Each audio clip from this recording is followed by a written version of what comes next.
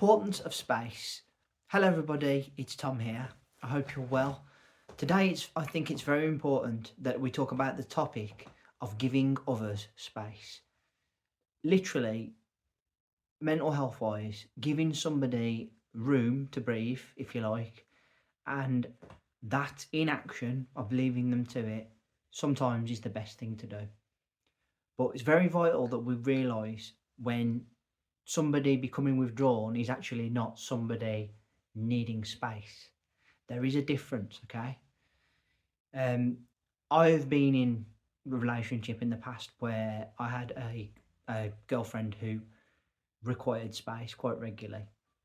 She had quite bad depression and anxiety, and there would be times when the best thing would be for me to take a back step and basically just let her process her emotions, her thoughts, and her feelings.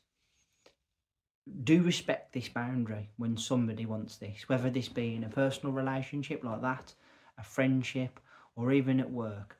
If somebody appears to want to withdraw and be alone just for that reason and that reason only, because they feel they need to have space because they're becoming a little bit suffocated, please respect that boundary.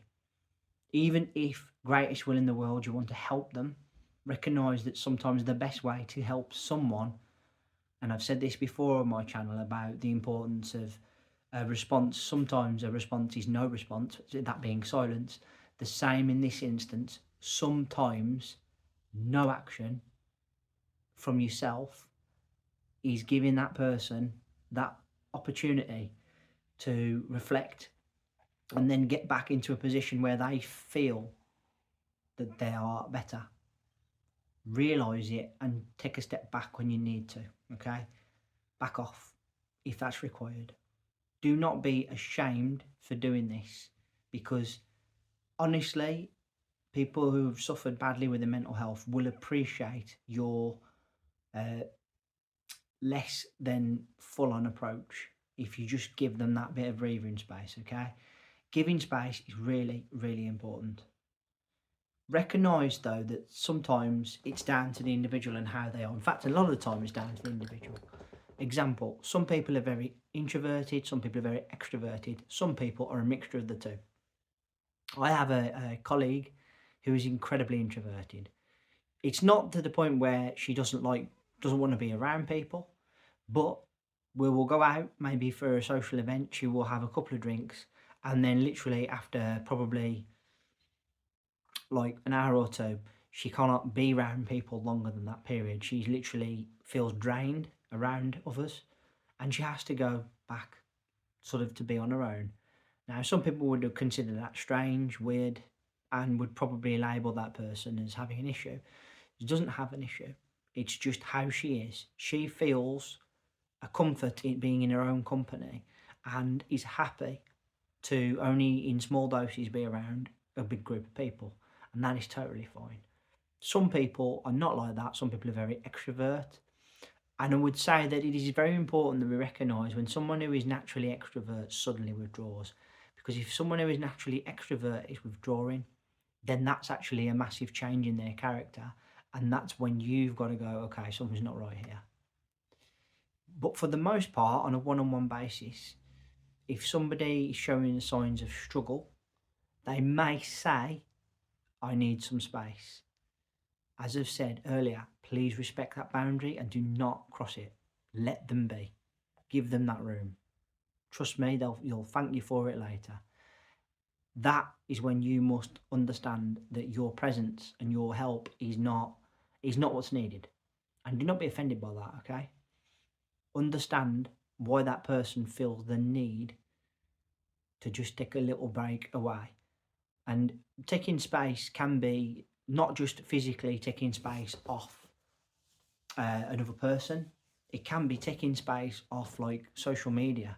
I know loads of people who feel that social media can be too overwhelming and actually like make your mental health decline quite rapidly.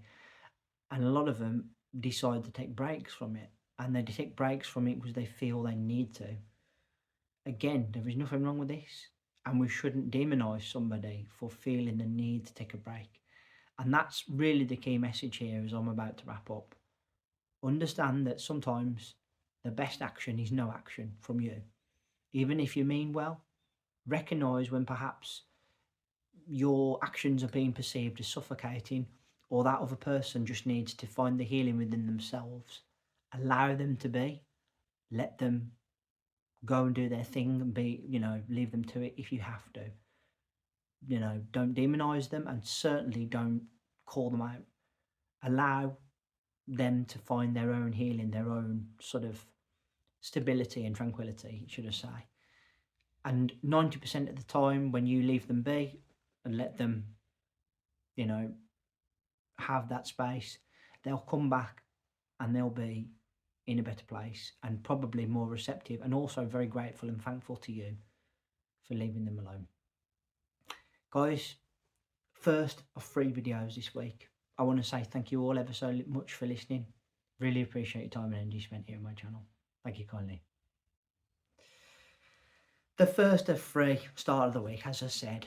Please, if you have any experience of this, put down in the comment section below. What was your take? Did you have a friend or a partner, girlfriend, boyfriend, or husband, wife, someone that basically just felt they needed a time out? Was you able to facilitate that, or did you find it very hard to sort of let them be? Was was it more out of concern than actually wanting to be all the time there and in the way? We've all done it.